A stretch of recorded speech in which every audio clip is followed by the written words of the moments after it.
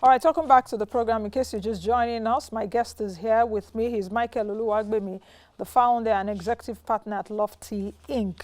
Like I said before we came on set, today is World Youth Skills Day. It's being commemorated globally every 15th day of July. So we are commemorating it on the show today. Welcome to you and thanks for joining us. Thanks for having me. Let's get started. Who is a youth? Let me start from there. Because it seems in Nigeria we have it skewed. Yes. Very skewed. Yeah. That you see some 60-year-old man, and I'm deliberate about what I'm saying because I hardly see women. It's men that do it. Say they are youth leaders. A 50-year-old man is saying, I'm a youth leader. Yes. Come on. So let us start with the definition. Who is a youth? Yes, I mean, I think the United Nations benchmark for the youthful age bracket is between the ages of 16 and 35.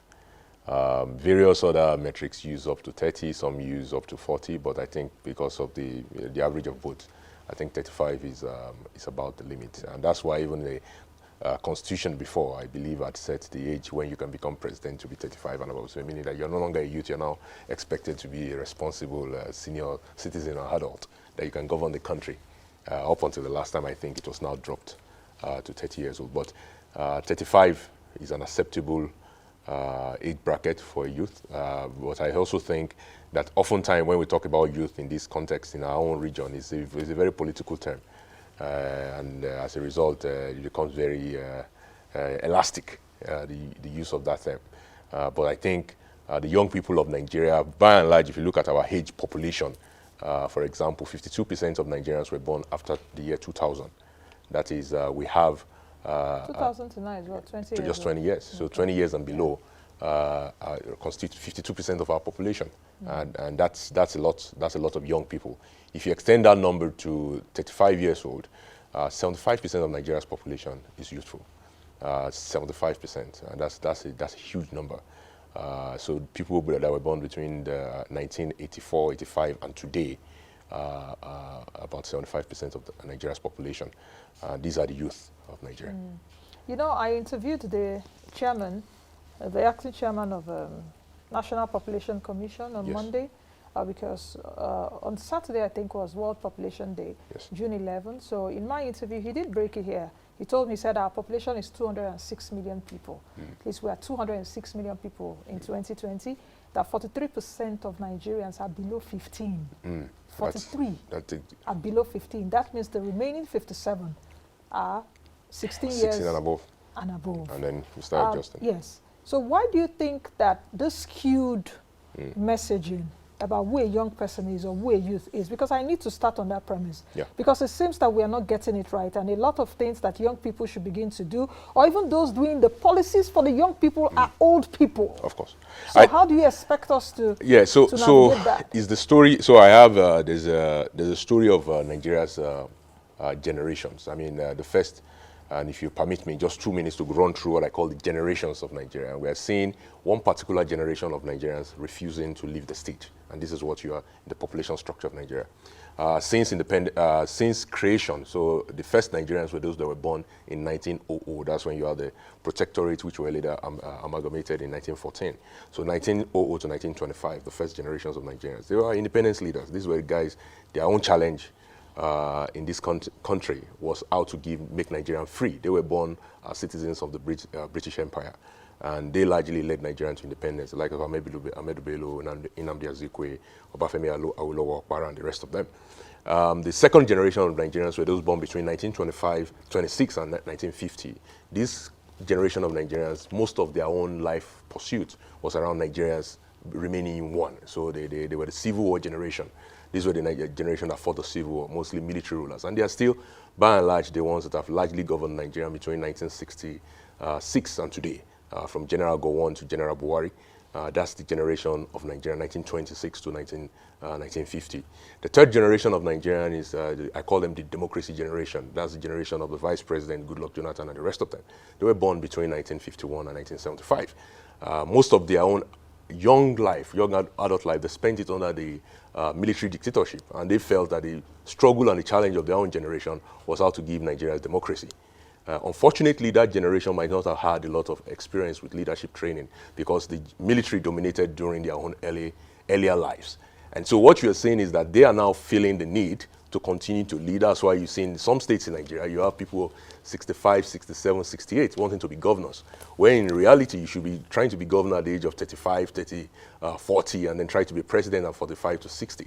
Because they lacked the leadership exposure, the opportunity, because we were under military dictatorship when they were coming up. You now have sort of like a skewed leadership role now, suddenly when democracy was opened up, and in the last generation, which I call the generation from 1975 to 2000, second to last generation, because we're now in the fifth generation of Nigerians, the one born in 2000 that we just talked about to date. Generation Z. Yeah, the generation that is currently being brought. Now, you will see, my theory is that because of the leadership gap that Nigeria suffered under military dictatorship and rule, because the military ruled with cabal. So a lot of young people that could have tasted leadership, had opportunity to lead, did not have that opportunity.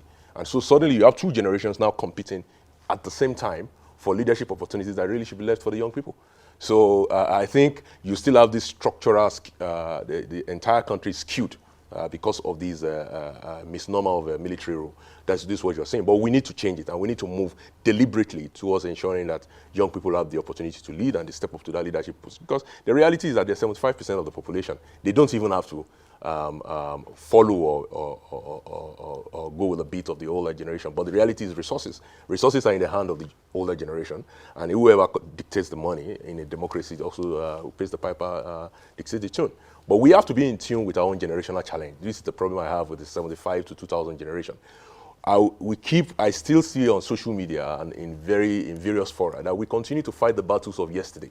We continue to fight the battles of Nigeria remaining one or Nigeria being a democracy. Our own challenge of our generation is how to make Nigeria rich. We have a huge problem in our hands. Since 2014, for example, 5 million young people have entered the Nigerian workforce every year. That means in 2014, 5 million people entered the workforce.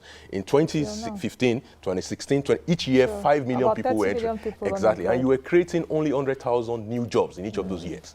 The reality is this: even if Nigeria were to be the United States, the biggest economy in the world, $12 trillion economy, they are creating, at best, even in the best economy under Obama and Trump, they've created 2.4 million jobs a year. So we have a huge challenge. And if you remember during the town hall, I said our challenge before COVID was job creation. Our challenge after COVID is job creation. So the challenge of our generation, the generation 75 to 2000, is how do we make Nigeria rich? How do we ensure that Nigerian youths have jobs? How do we make sure the generation after us do not come to cut off our heads because they don't have anything to do? So we need to focus on our own generational problem instead of trying to fight the battles of our grandfathers and our fathers. Let's take a look at a bit of the bouncing back proposal. It's not a proposal now because it's been approved. That's the economic sustainability plan. So many things there for young people, because when I take a look at the 10 projects, I was able to see what the government says it will do, especially for young people. About 774,000 jobs to be created along 700 in the 774 local governments in Nigeria. The question is that the kind of jobs that Nigeria should be creating for its young people? Is it about sweeping the streets and all of that? There's also supporting MSMEs to catalyze investment in light manufacturing, reduction of NAFDAC registration fees. Of course, a lot of young people, some young people have nascent businesses, survival funds to support MSMEs and maintain jobs. There's also the digital part of it. So I want you to speak about this. Are you encouraged with what you saw in the plan? Well, first people have to understand that the plan is a stimulus plan. It's a 1 year, it's supposed to just be a 12-month stimulus program. But of course, there's such plan that does not have job at the center of it will be useless. So it's natural that jobs is at the center of this plan. And the youth are the ones that, again, I've just talked about 5 million young people entering the workforce every year and not having those jobs in the last 6 to 7 years. Just because of our population bubble, we have a baby boomer generation that is now transferring to become a baby boomer plus generation. In this plan, I see there are about 4 or 5 levels of job creation. One is the job that is being created directly. You talked about this. It's seasonal jobs. So these are public works jobs, this 774,000. It's not really meant for people to be employed permanently. It's meant for farmers, especially if you understand the structure of the rural economy. You realize that between the months, after the planting season and the harvest season, between the months of October to March every year, we have what we call seasonal unemployment of farmers in Nigeria. And most of these farmers, whether you believe you or not, especially among the laborers, are young people. So what the government is saying is that during those 6 months, in order to ensure that young people who used to be on the farm during the planting season and harvest season, who would suddenly become unemployed, they need to have somewhere to do or something to do to take care of their family. In fact, this is actually also connected to our population boom, because if you look at the statistics in Nigeria, after this planting season is when people start making babies. And then Nigeria now experience a boom the very next year because they don't have jobs to do. A man that goes to the farm and spend 2, 3, 4, 5 hours farming, and then suddenly you give him 4, 5 months of not doing anything, he becomes a baby boom machine and then creates problem for Nigeria. So it's a smart thing for Nigeria to do to ensure that we mop up this seasonal unemployment and ensure that we maintain and ensure that our laborers who are normally on the farm and don't have work to do in a seasonal, when they are off season, can actually work. Another part of this plan is around the digital skills. I think there's a section there that talked about the digital skills initiative, which by the Ministry of to create jobs in digital outsourcing and all of that. I've said this before and I will say it again. This is probably an area where Nigeria should take a lead. Look, in the 1970s, Infosys was founded in India. And today, as a result of the work of Infosys and the likes of them in India, and India is the outsourcing capital of the world. While everyone is making noise about China and manufacturing and all of these things during COVID era, India has been less impacted because most of Indians who are outsourcing workers, they can actually work remotely. They don't have to go into the factory. They can work from their home. They can work on their laptops. India has already built the future to mop up the vast majority of its youth that are well educated and can use digital skills. So this is an area where I think Nigeria can actually step to the plate. Across the plan itself, there's various incentives for employment and for job creation. One of such is the area of power. There's an area in this that talked about rural electrification. This is very critical if we want to create jobs in the rural areas. We have areas that talked about industrial parks. This is also contained in the ESC. So the ESC, yes, is a short-term, one-year plan. But what we need as a country is a strategic plan to mop up our young people. I saw a study by the NESG that talked about the opportunities for job creation in the next 10 years. If we did not much, like absolutely not much reform, they estimated we could create about 12 million jobs in the next 10 years, of which 3 million, which is about 25% of it, will come from the service sector, which will be largely digital skilled job. I think it's time for government, and it's not just federal government. I mean, people keep the insane focus in our country on the federal government sometimes drives me nuts. The reality is that 53% of national income is being shared with subnational government, and then the subnational government keep 100% of their income. And yet, our governors, when it comes to the time for them to step up to the plate, most governors will realize their power when they want to do, or when they want to attack their political opponents. But when it comes to creating jobs for Nigerian youths, or when it comes to providing power, then they will tell you, oh, they don't have such powers under the Constitution. Do you think that the central government is a good example for the subnationals to follow? Because you understand what I mean in terms of if the federal government perhaps is a very good example, the states will have to toe in line. Well, the way the Constitution envisages it is because if you take a look at even our budget implementation at the federal level, it's never been so optimal. The interesting thing is actually the other way. In the federal system, the states are supposed to be the experimental, the laboratory of the democracy. So it's not supposed to be that the federal government is the laboratory and then transmits to the state. We have it upside down. The states are supposed to be the one where you test whether a particular system works, because you can fail in a very small environment or succeed in a small environment, and then you can scale. So but what we have in Nigeria is the other way. All the states looking up to the federal government, coming here monthly to collect money. They are keeping 100% of their revenue. They are refusing to digitize. You have vast majority of states can't even count their population. We keep talking as if population counting, for example, is just a federal responsibility. No, every local government in Nigeria should count themselves. Every state should count themselves. They should have their own census. They should know who lives in their community. Then they should digitize their community. Then they should collect revenue from their communities. And then they should be able to develop their communities. That's the way the Constitution envisages this. Now, there are a few states doing some things that are interesting. For example, in Lagos State, I believe the Lagos State government in the last 3 weeks or 4 weeks have done 2 or 3 programs that I think that are interesting for digital skills. One of it is called the Digital Skills Initiative Lagos. I think there's another one being done by LSCTF, Lagos State Employment Trust Fund, also, and I think they're partnering with USADF, and they're working on employability. These are issues that states can tackle. Look, even if you have Nigerian youth today and you put most of them in the workplace, you will see for a vast majority of them that they cannot work because the universities have not properly prepared them. And it's not just about the universities, even our basic defect is in the basic education system, our primary schools. That brings me to the question of the jobs of the future. are we really adequately prepared for the jobs of the future as against even the future of jobs as we are faced by the pandemic? So the jobs of the future is also different from the jobs of, what did I just say? Jobs of the future are future of jobs. Yeah. The future of jobs is very radically Yes. different. I think so. But the jobs of the future is the one that will ensure that we can, I mean, look, the way we go to school is going to change after COVID-19. It's already changing. I mean, a lot of our kids, a lot of parents are questioning why they are sending children to school and they're coming back home with infections and diseases when they can study at home, and it's already proven that they are studying at home right now under COVID-19. That's for those that have the means. Of course. But the reality is that that's how middle class is the one that actually changed society, because they are more. I mean, your middle class are the ones that change the direction and trajectory of education. The reality is that education, even up until 200 years ago, was largely personal, one-on-one tutoring, the likes of Isaac Newton and the rest of them. They learned in universities where they just had one professor to themselves throughout the entire 4 to 5 years. It was just 200 years ago, around industrial age, that we created this system of mass education that we are now used to today. So it doesn't mean that it can't go back to where it used to be. The reality is that the work of the future is different from the work of today. Are we ready? I'm not very sure. I'm not very sure. What I see is our basic education system is very, very defective in the short term, that it cannot prepare us for the work of the future. But what we can do is we can create what I call finishing platforms. Platforms where people can come into in 2 to 3 months, and then we can repurpose them. Not necessarily make what them... What they couldn't learn in a university for 3, 4, yes, 5 you can years, repurpose them. 6, So you can 7 years. repurpose them for specialists and niche skills. Let's take Okay. let's take a... I know you can do that, especially in the digital area. Absolutely. So let's... But I don't know about the core STEM. Yeah, you probably lost you probably lost the engineering and bulk. co. Yeah, you've lost the bulk to that. But the reality also is that it's not everybody that will be a professor of biochemistry or of engineering.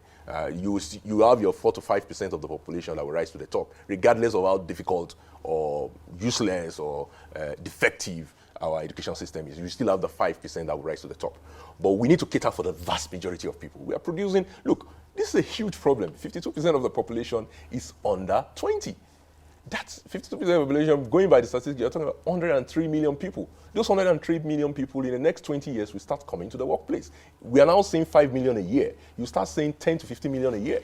Imagine 10 to 50 million a year, people not having anything to do and staying at home.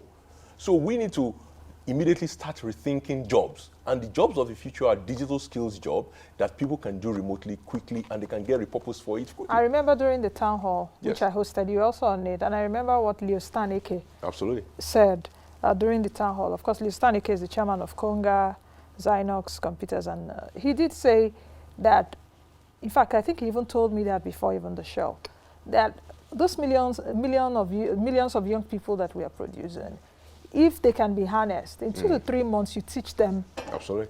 Some, they don't even need to go to school to have some of those digital skills. AI tagging, for example. Look, the world now is moving to artificial intelligence. And the reality of artificial intelligence is that you literally have to tag and be able to recognize every single item in the world. So imagine the amount of work of AI tagging that will mean for the world. The estimate, I think, is about $10 billion worth of labor needs to be done in the next 40 years to be able to completely or put us in a suitable level of AI tagging. Because today, most of the AI tagging that is being done is on European or Eurocentric products, not Africa, for example. So the robot might not be able to recognize a black person, might not be able to recognize a vehicle that is in Nigeria because the vehicle doesn't exactly look like the vehicle in the US. So if we are moving to a world that is going to be driven largely by artificial intelligence, then you need to do a lot of work around AI tagging. But you can teach somebody how to do AI tagging in 3 weeks. You don't need 3 years to be trained on how to do AI tagging. It's almost like data processing. It's almost like data entering.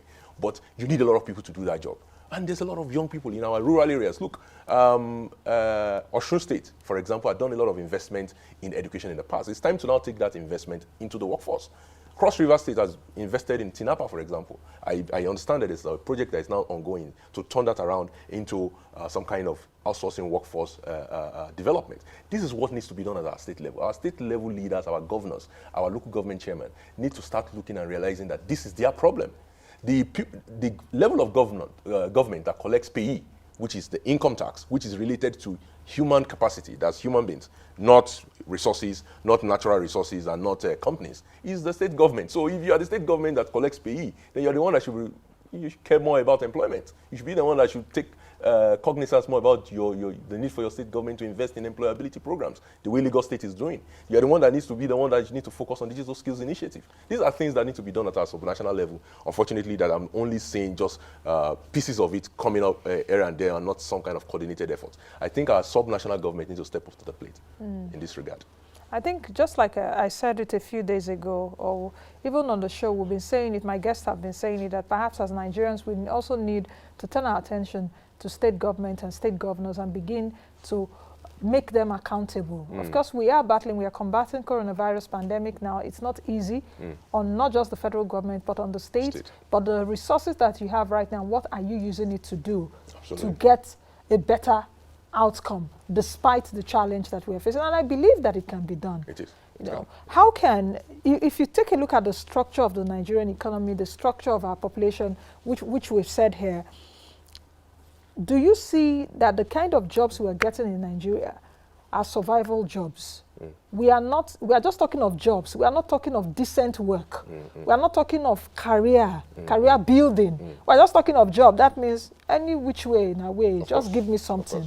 Let me do. So how do we begin to navigate from that survivalist tendency in terms of, you see a graduate, anything I can do, please, let me just put food on the table, to a decent work, to career building, and say, okay, I did this career for so number of years. I'm an expert on this. I'm not talking of federal government job. No, deep reforms. That's the answer. Deep, very deep reforms. You see, everything I've said up until now, I'm talking about even making use or taking advantage of what we have right now. We don't need that much of reform to do digital skills initiative. We need much of reforms to create these jobs I've talked about. But if you want to create the kind of jobs you are talking about, the radically changing the face of this country, you need deep reforms. And that reforms, like I said during the town, I will say it again, starts with education. Thank you, because I thought it is, isn't it? It starts with education. Look, you see, if we do not look, if you look at Nigeria's poverty level across Nigeria today, if you just look at the poverty aggregation of Nigeria, and then you look at the parts of the country that invested in education between 1952 and 1960, it correlates. Education, you don't get the result in the next 2 to 3 years, but you get it in a generation, you get it in 40 years. If you don't invest in your education today, you will reap the fruit in 40 years' time. So that means we are not investing enough right now in education. So I wonder what the picture of Nigeria will look like in 30 to 40 years. In fact, even the little we have, unfortunately, we're investing in the wrong thing. Let me tell you why. Today, Nigerian youth, even our young people like us, I'm a young person, by the way. I'm a young person. I will not agree. don't come and start show more age meaning here. Look, then I'll ask you to shalaye. I'm using the social media balance. You are not a young person. Just take my word for it. We sometimes fall into this trap. The federal government has a budget, for example, today. Most of that budget is spent on tertiary education. Wrong place to invest that money. We go to protest whenever the universities across Nigeria want to increase their fees from 19 naira. People are still paying 19 naira in some universities in Nigeria. Some universities are paying 10,000 naira. University of Ibadan, the premier university in Nigeria, which is supposed to be our equivalent of Harvard, 33,000 naira. It's scandalous. Why? They should pay more. Let me tell you why. Let me tell you why they should pay more. The same people that send our own children to the children of the middle class and the poor to UI to pay 33,000, we send their own children to Benin Republic, just next door to Benin Republic. They are paying 2-3 million naira. No, I don't understand what. No, I will explain. What we should do in Nigeria is take our resources and direct it to primary education. When you direct your resources at primary and basic education up to JSS3, then you will have a separation. People will now decide, okay, am I the university type? Right, what we are doing is we are pushing everybody into the university. It's not everybody that is university type. Look, Nigerians cannot even get somebody to tile there. We import tilers from Togo. POP, we import it from Ghana. The richest men in the world are not the ones that went to school. If I can use the examples of Mark Zuckerberg, I use the example of Bill Gates. They didn't go to school. No, but some of them went to Harvard and they dropped out. They dropped out? Yes, they dropped out because they've had a very good primary and secondary education. Well, that set a background for them. Not the type primary of education. Here. You've said it. And they've seen the 4 walls of Harvard or the Ivy League schools. They have a great primary education. They have a great secondary school education. If you have a country where you are funneling all kind of nonsense, funnel all of us into the university system, and the university system we get there is not teaching us much. What we should have rather is that you put our money in the basic education system to prepare the Nigerian child to be effective, to be literate, one, to be effective and useful to society, two, to be able to think. The problem today is that our education funding goes all to the tertiary level, where we are not even asked to think. We come to the classroom, the lecturer gives us garbage in, garbage out, and you're told to, go and write the exam. Some of us are using syllabus and curriculum of 1940s and 30s that are irrelevant to the current generation. Imagine if we do it differently. Yes, you put all your money in, most of your money in primary education, in secondary education. Who's in charge of primary education? Is it not state? States, and I will continue to combat the subnational level.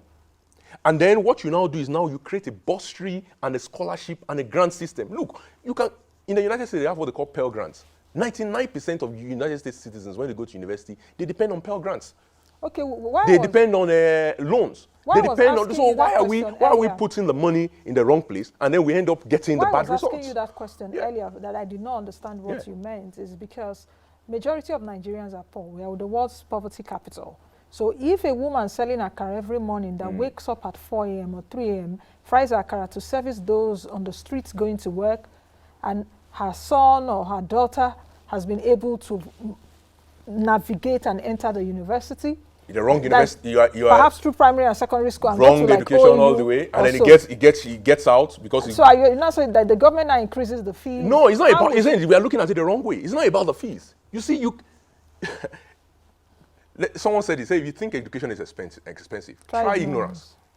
What we are doing right now is we are propagating ignorance, not education. So what we need to do as a country is that we need to start propagating true education. True education means investing in the right level of education and providing opportunities for those who are like, if someone have gone through the primary education system and secondary education system and they're very brilliant and yet they cannot afford it, of course, the federal government should provide grants, scholarships, and commercial loans to support it because they will have gone into a university and then they will be employable. So they can actually pay back the loan.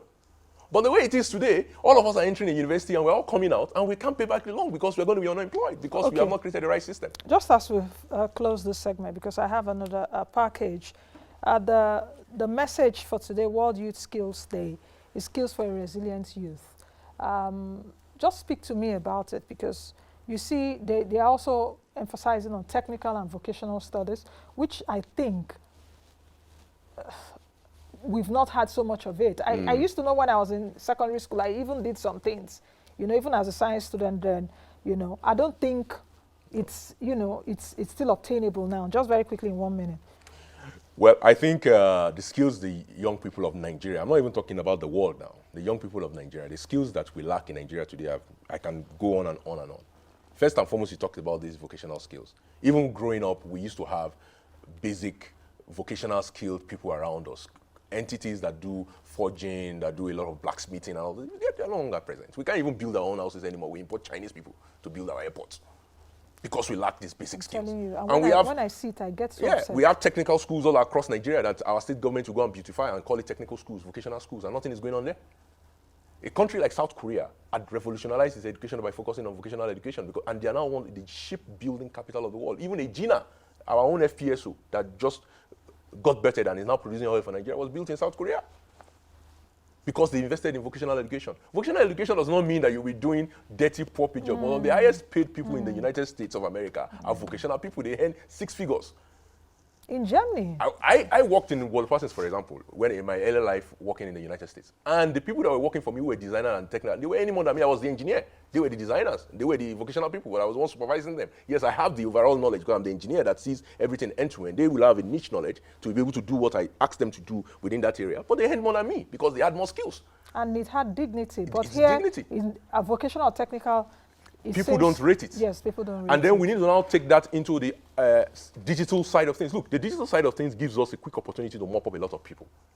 Things like cloud computing, things like data encryption, things like AI tagging.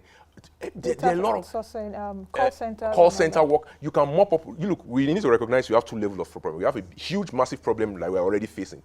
36 million people out of work that we need to put to work. Those ones, we need to use digital skills. We need to use various ways to mop them up. Then we now need to go back and reform so that we don't get 100 million. Now we are dealing with 36 million. How do we deal with 100 million? We need to fix our education system. Let's try and answer that question, or the government answers that question for us on a later day. Thank you very much for speaking with me. Thank you so much.